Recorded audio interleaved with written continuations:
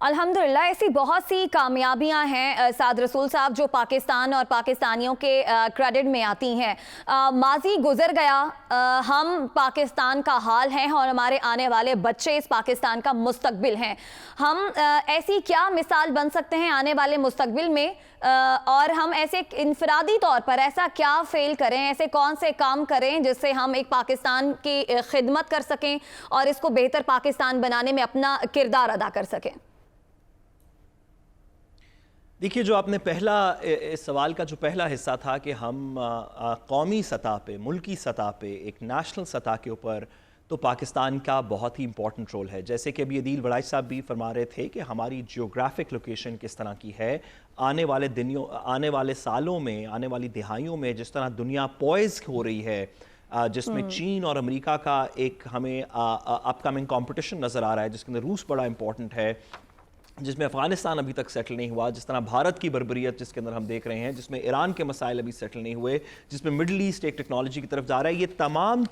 جن ممالک کا میں نے تذکرہ کیا، یہ پاکستان کے خطے کے ممالک ہیں، پاکستان کے ان کے سینٹر میں ریسٹ کرتا ہے۔ تو پاکستان کا آنے والے دنوں میں، آنے والے سالوں میں، دہائیوں میں اس خطے میں اور اس کی وجہ سے دنیا میں تو ایک بڑا امپورٹنٹ رول ہوگا۔ اب وہ پازیٹیو رول ہوگا، وہ نیگیٹو رول ہوگا، وہ اچھا رول ہوگا، وہ برا رول ہوگا، یہ ہمارے پالیسی بنانے والوں کے فیصلوں کے اوپر ڈیپینڈ کرے گا، اور اس پہ ہم انشاءاللہ روز کے روز پاکستان کے اندر بحث کرتے رہیں گے۔ جو آپ نے دوسری بات کی کہ ہم انڈیویجول طور پہ کیا کر سکتے ہیں، دیکھیے علامہ اقبال نے فرمایا کہ افراد کے ہاتھوں میں ہے اقوام کی تقدیر، ہر فرد ہے ملت کے مقدر کا ستارہ۔ تو آپ کی ایفرٹ، میری ایفرٹ، عدیل وڑائی صاحب کی ایفرٹ، ہم سب لوگوں کی ایفرٹ کو جب سم کرتے ہیں، کچھ کی پازیٹیو ایفرٹس، کچھ کی نیگیٹیو ایفرٹس، جب ان سب کو ہم جمع کر دیتے ہیں تو اس پازیٹیوز اور نیگیٹیوز کا جو کل سم ہے وہ ہماری قوم کی نیشنل ایفرٹ کے اندر ٹرانسلیٹ کرتا ہے۔ اس کے اندر بہت سے چیزوں کے اندر تو ہم بہتری کر رہے ہیں، جس طرح ابھی پہلے مینشن کیا گیا، سپورٹس میں بھی، ایگریکلچر میں بھی، انڈسٹری میں بھی۔ لیکن ایک چیز جس کے اوپر میرا خیال ہے آپ کے سوال کے جواب میں کہ ہمیں کیا کرنا چاہیے انڈیویجولی بھی اینڈ ایز اے قوم، وہ یہ ہے کہ میرے بصد احترام، میرے خیال میں جن لوگوں کو ہم نے سیاست کے اور ٹیلی ویژن کے میدان میں ہم نے دیکھا کہ وہ آہستہ آہستہ ہمارے ملک کے رول ماڈلز بنتے جا رہے ہیں، جن پہ سوشل میڈیا، جن لوگوں کے اوپر سوشل میڈیا پہ بحث ہوتی ہے، کبھی کوئی ٹک ٹاک بن رہی ہوتی ہے، کبھی کوئی میم بن رہی ہوتی ہے، جن لوگوں کے اوپر ہر گلی چوراہے میں، ہر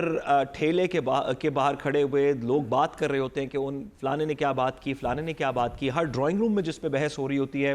اگر ہم ان لوگوں کو چننے میں، ان کی کوالٹی میں اور ان لوگوں کے انداز گفتگو میں، ان کی تہذیب میں اگر کچھ بہتری آ سکے، ہم کچھ بہتر لوگ چن سکیں، تو اس سے پورے ملک کے نیشنل ماڈلز جو ہیں